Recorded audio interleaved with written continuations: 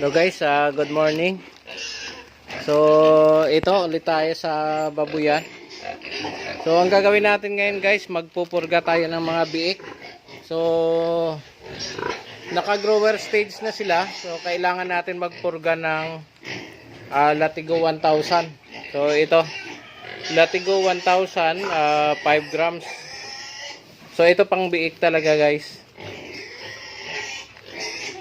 So, isang sachet para sa isang biik. So, ang ginawa natin kanina guys, ito, pinaliguan na natin yung mga baboy. Yan. So, kahit naka-grower stage na mga yan, kailangan pa rin natin purgahin. So, kada transition natin ng pakain, ng feed, ang gagawin natin, dapat nagpupurga tayo. So, kakapalitan natin ng grower niyan. So, ang gagawin natin, purgahin natin ito. So, ayan, 1, 2, 3, 4, 5, 6, 7, 8, 9, 10. So, mayroon tayong 10 sachet ng Latigo 1000. So, mayroon ako dito guys, tinunaw. Yung 2 piraso para doon sa 2 maliit na yon. So, yan guys, samahan nyo ako sa pagpapakain at sa pagpurga ngayong para sa mga biik natin.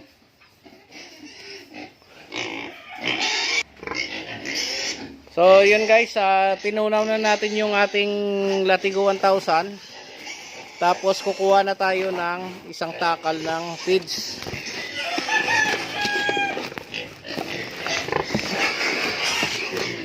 So, ganito lang karami guys, kasi kanina marami na yung kinain nila. So, kulang kalahating kilo sa 2 biik. So, yun ang gagawin natin guys. So, dahil yung iba, hinahalo dito sa feeds. Pero tayo, dahil sila ay nahigop naman ng tubig, ang gagawin natin, tunawin na lang sa tubig at saka ihalo sa pagkain.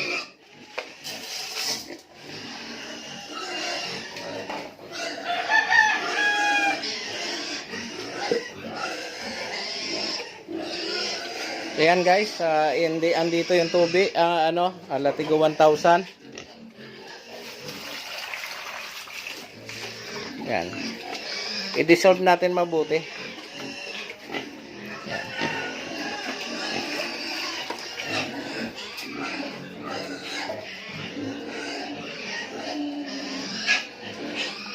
Yan, i-gopin yan nila guys. Kakainin nila yan. So, doon naman tayo guys sa kabila.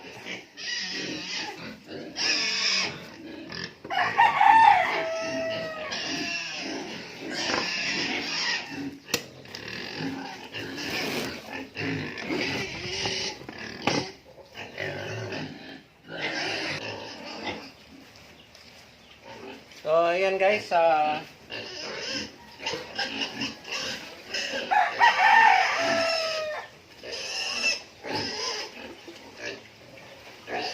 isang litrong tubig. Tapos lagyan natin ng 4 na sachet.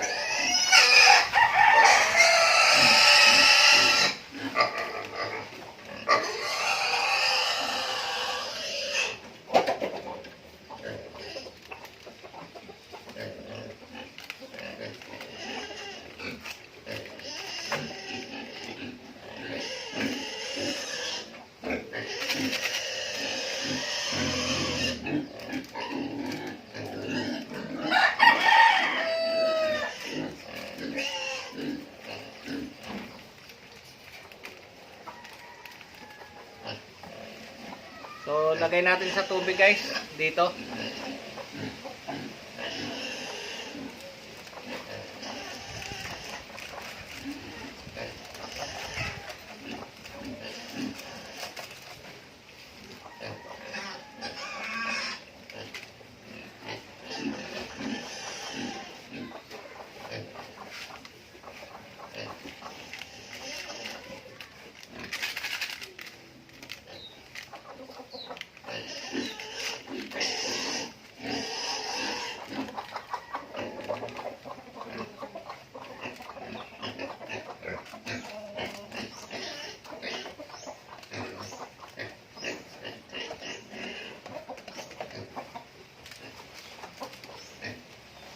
Ayan guys, dissolve natin.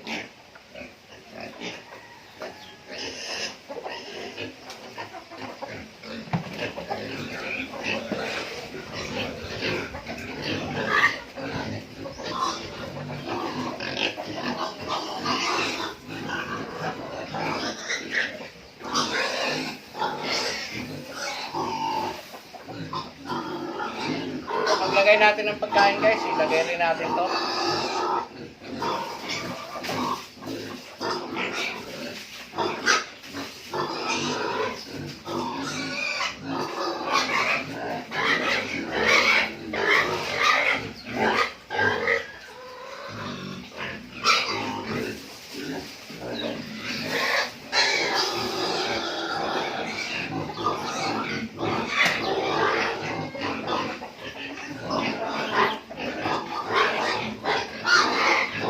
Sa kabila naman guys, yung apat.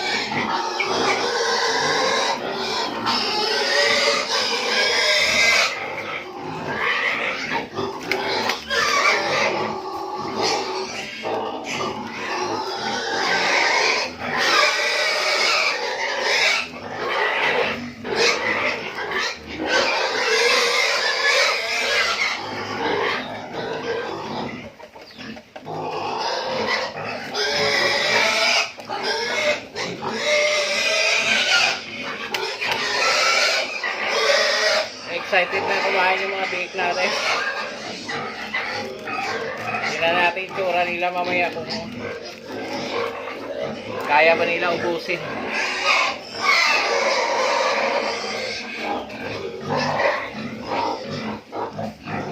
Okay guys, tunawin natin.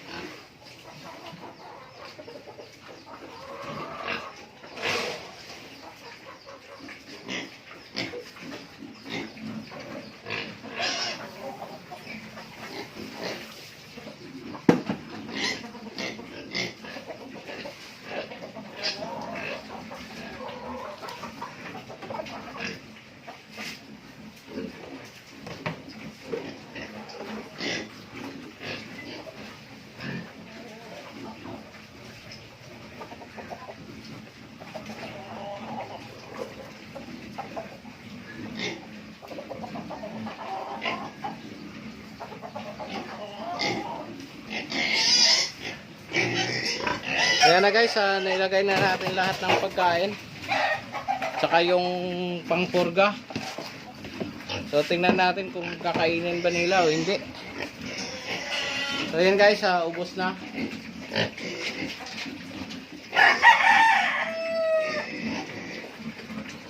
Ito naman guys, yan, inahataw pa nila. So konting tubig lang nilagay ko guys, saka isang kilong feeds.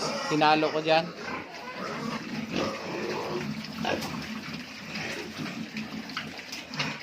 So yun guys, yung isang maliit saka yung yan, kinakain talaga niya. So mapupurga sila dyan. So yun doon naman guys sa kabila, medyo nanibago sa lasa, ayaw kumain. Yan wala kasing kaagaw.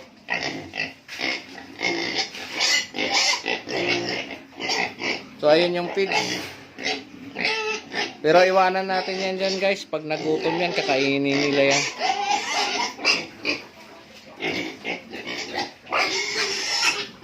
So ayaw nilang kainin. Nanibago siguro sa lasa.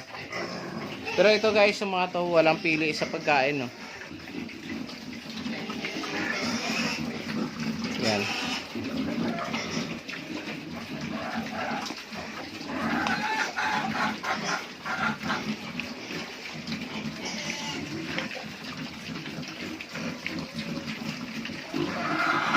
So dalawang taka lang nilagay ko dyan guys, para sila ay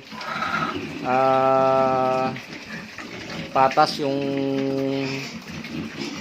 nila pagkain. Hindi masyadong marami napurga pa sila. So mamayang hapon ulit sila papakainin ng feeds. At least guys, aalis ako na napurga yung mga biik. So ito guys, kahit isang buwan pa, ibibenta na yan.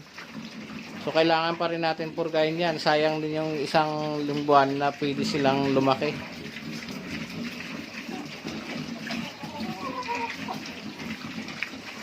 So ito naman guys, 2 buwan pa.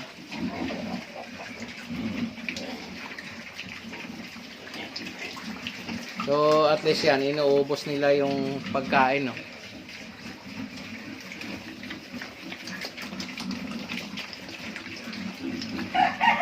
Yan, bundat na guys yung isa. Yan, very good siya. Nakakain siya na maayos. So kung hindi sila kumain, magugutom sila. Aagawan sila ng iba. Yung hindi katulad doon sa kabila, ubos. O ubos ang pasensya. Bahala sila kung ayaw nila kumain. Kakainin din nila yan mamaya. So manok ang kumakain doon kanina guys. So manok ang mapurga doon. So silipin natin. Yan o. Oh, kakainin nila yan. No choice yan eh. Pag hindi nila kainin, hindi mamuti mata nila mamaya sa gutom. Oh, kita nyo?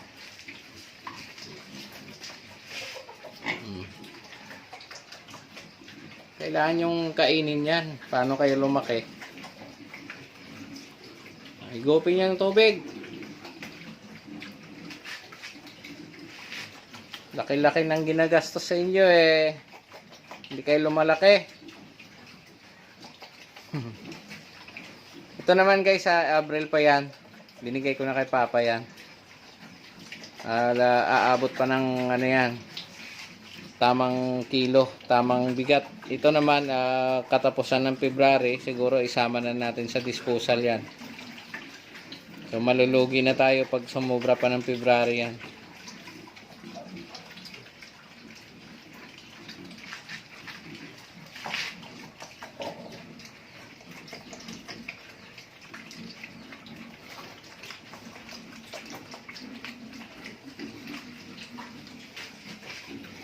So guys, ito naman yung ating 21 days na AI. So very good siya ngayon, hindi siya naglandi. So sana naman pagdating ng February, March, April, mayroon na siyang mga anak dito. Yan. Nang makapagbenta naman ng biik nila.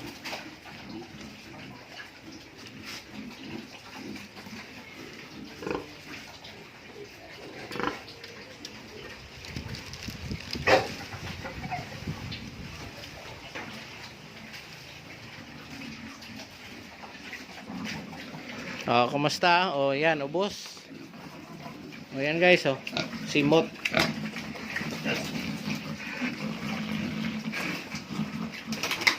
Sisimutin pa nila yan, bagong ligo pa sila eh. So, nasa line of 6 na to guys. Kahit nasa line of 6 na, pwede pa rin tayo magpurga.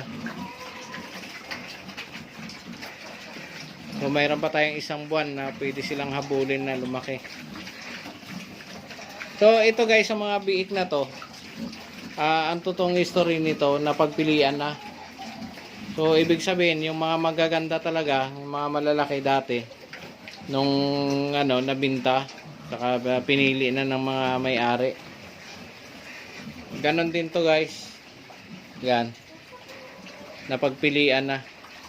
Pero nung ako naman sabi ko, walang malaki, maliit, pagbiik pa. Nasa pakain na lang yan, babawi.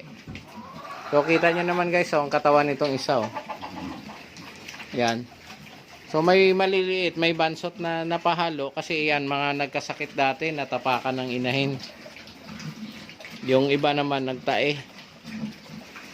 Pero sa lahi ng mga inahin nito, napakalalaki ng mga yan. Pagka umabot naman ng 5 months and a half to, siguradong sila ay aabot sa tamang bigat. So target natin dito guys sa 90 kilos hanggang katapusan.